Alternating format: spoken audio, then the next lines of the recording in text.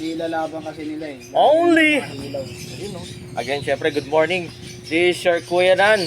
So, nandito kasama yung pinsan natin. Oh, si Kuya Jim, on the house. Meron tayong delivery today. May bagyo, syempre. Nandito si Kuya Dan. Mananalangin na sana safe po kayo dyan. Ingat po kayo. So, priority pa rin po natin ang safety. Dyan sa mga kapakpak natin dyan sa Visayas. Yan sa Bicol, bandang Bicol, Kamsur, no? Medyo malakas eh, no? Mga kapakpak, oy, dyan, ano natin dyan sa Daet, sila Sir John, ingat po kayo dyan. Mga tropa po natin, kapakpak po dyan. Again, syempre, walang pasok ngayon. So, at least yung mga bata, walang baon, ligtas tayo sa baon. Pero ingat pa rin po, maulan.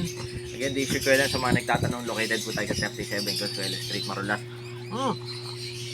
Valenzuela City, pwede kayong dumapo dito from Monday to Saturday, 8 a.m. to 8 p.m. ng gabi. Tuloy pa rin ang delivery natin kahit umulan. Rain or shine.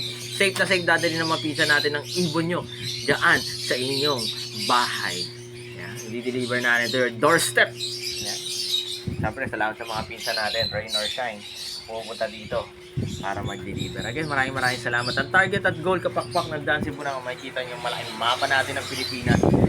Lahat ng bahay sa Metro Manila, Luzon, Visayas, Mindanao, by 2030, lahat may inaalaga ang ibon. Kahit isa, dalawa, tatlo, apat, lima, maganda, 10 pa.